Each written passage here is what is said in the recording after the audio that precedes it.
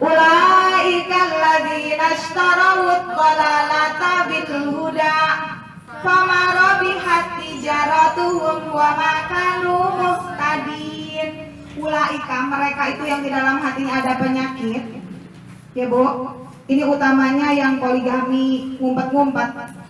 Yang poligami ngumpet-ngumpet dari istri tua yang beriman, ngumpet-ngumpet. Mereka itu adalah yang ishtarawu, membeli dolalah kesesatan bil huda dengan hidayah perintah poligami dari Al-Quran. Padahal caranya dolalah, caranya sesat. Walau niat poligaminya beribadah, itu ibarat perdagangan dunia yang di akhiratnya akan untung apa rugi? Rugi. Karena kalau ngumpetin nikah diumpetin dari istri pertama mah tahu gajinya utuh, betul? Akhirnya istri mudanya dicariin duit dari yang mungkin tidak terlihat oleh istrinya. Khawatir istri pertama memiliki hak dari uang itu, maka uang itu menjadi haram buat istri kedua. Na'udzubillahi min dzalik. Itu tumpukan kesesatan yang nanti di akhirat itu ibarat perdagangan, fama rabihat, tidak akan menguntungkan tijaratuhum, perdagangan mereka. Menikah itu ibadah, betul? Kalau bisa menjaga istri satu sampai bisa menjadi seorang wanita yang bertakwa dan solehah, maka itu perdagangan yang akan dibayar oleh Allah di akhirat, nanti menguntungkan, dunianya pun akan indah. Orang-orang yang tadi melakukan perdagangannya tidak untung karena menukar hidayah dengan kesesatan, menukar kesesatan dengan hidayah. Kalau ada di sana yang ustadz juga itu memberikan petunjuknya dengan memberikan jimat-jimat, itu hidayah ditukar dengan kesesatan. Orang yang sedang ada masalah datang ke ustadz itu butuh nasihat, betul?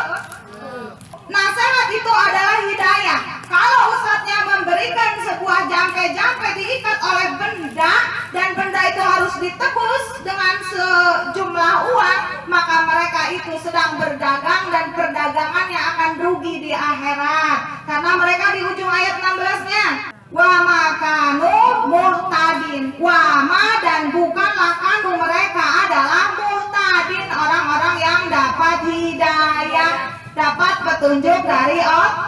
Mereka bukan orang yang dapat petunjuk dari Allah, tapi mereka dapat petunjuk dari cecodot alias dari ulat-ulat hawa nafsu, ya. Siapakah mereka itu? Lihat di ayat 17-nya. Masaluhum, perumpamaan mereka, kawasali seperti ladi orang-orang yang istauqada naro, menyalakan api sendiri, tidak butuh cahaya dari Allah, pengen karep dewek bikin aturan sendiri. Itu seperti menyalakan api sendiri, membuat api unggun tidak butuh listrik, memiliki aturan sendiri, tidak butuh aturan dari Allah. Poligami diatur nggak sama Allah? Diatur. Kalau tidak adil cukup satu. Kalimat adil itu harus tahu sama tahu, dan sulit berbuat adil. Maka lebih baik intinya kita menikah cukup satu, ya. Kalau memang yang udah lalu nikah banyak, ya mudah-mudahan tinggal ngecek dizolimi nggak istri tuanya, ya. Supaya apa? Supaya tidak termasuk orang yang menyalakan api sendiri. Lihat di situ lanjutannya. Falamma ado'at ma haulahu zahaballahu binurihim wa tarakahum fi dzulumatin la yubsirun. Falamma, maka ketika ado'at ma, sudah hilang ma, apa yang haulahu di sekelilingnya, api buatannya sendiri itu hilang, ya. Yang nikah lagi dan ternyata istrinya itu tergoda, istri keduanya tergoda oleh lelaki lain, ibaratnya nih, ya. Ketika dukun yang mengaku kiai itu nanti sudah tidak punya pasien dan akhirnya mati, kira-kira aturan aturannya itu bisa dibawa nggak untuk menyinari di alam kubur? Tidak. Kita di alam kubur mengandalkan sinar dari Allah. Dahaballah, Allah akan pergi binurihim dengan sinar-sinar mereka. Jadi tidak bakal memberikan sinarnya yang Allah cari, sinar dari Al-Quran. Akan dibuang sama Allah.